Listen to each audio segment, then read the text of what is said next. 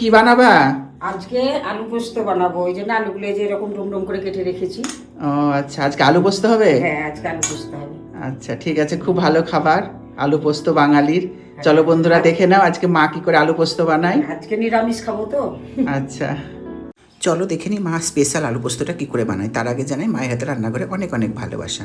প্রথমেই মা আলুটাকে ডুমো ডুমো করে ছোটো ছোটো করে কেটে নিল। তারপরে মা ভালো করে আলুটাকে ধুয়ে জল ঝরিয়ে নেবে। তারপরে মোটামুটি সবাই জানে আলু পোস্ত সর্ষের তেলে করলেই ভালো হয়। সর্ষের তেল গরম করে মা তাতে কালো জিরে ফোড়ন দিয়ে দিয়েছে। তারপরে কেটে ধুয়ে রাখা আলুটা তেলের মধ্যে দিয়ে দিতে হবে। আলুটা দেওয়ার পরেই কিন্তু পরিমাণ মতো কাঁচা লঙ্কা দিতে হবে। আজ কমিয়ে কমিয়ে আলুটাকে লবণ দিয়ে ভালো করে ভাজতে হবে। এদিকে আলু ভাজা হতে হতে মা এদিকে শিলনোড়াতে পোস্তটাকে ভালো করে বেটে নেবে। আলু পোস্ততে সেরকম কোনো মাল মশলা লাগে না, যে কোনো রান্নার পোস্ত কিন্তু শিলনোড়াতে ভাজলেই বেশি টেস্ট হয়। ততক্ষণ আলুটা ভাজা হতে হতে আর এদিকে পোস্তটা বাটা হয়ে গেছে। চলো তোমাদেরকে আমাদের হাসপাতালটা দেখিয়ে নিই। আমাদের বাড়ির একদম গা লাগা হাসপাতাল। এই হাসপাতালটা কিন্তু একসময় খুব রমরম করে পেশেন্ট হতো। এই হাসপাতালে এখন শুধু প্রাথমিক চিকিৎসাগুলোই হয়। আমাদের বাড়ির একদম পাশেই আমাদের গা লাগা। এবার চলো রান্নায় ফিরে যাই। দেখো এদিকে আলুটা বেশ ভাজা ভাজা হয়ে এসছে, তখন মা পোস্ত বাটাটা দিয়ে দেবে।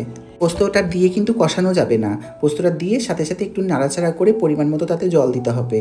আলুটা এমনিতেই ভাজতে ভাজতে সেদ্ধ হয়েই আছে। এই আলু পোস্তটা একবার বানিয়ে খেয়ে দেখো, অসাধারণ টেস্ট হয়। আলু পোস্ত অনেকেই জানো তোমরা, যারা জানো না তারা দেখে নাও। তারপরে পরিমাণ মতো চিনি দেবে, চিনি যারা খাও না তারা চিনি দিতে নাও পারো। তারপর তাতে পরিমাণ মতো জল দিয়ে ঢেকে দিতে হবে।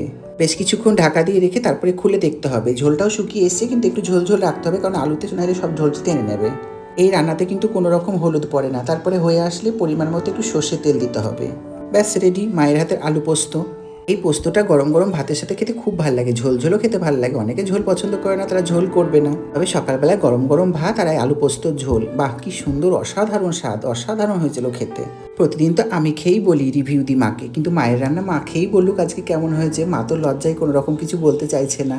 তা তোমাদের যদি ভিডিওটা ভালো লাগে একটা লাইক কমেন্ট শেয়ার করবে, যারা ফলো করেনি ফলো করবে। আর সবাই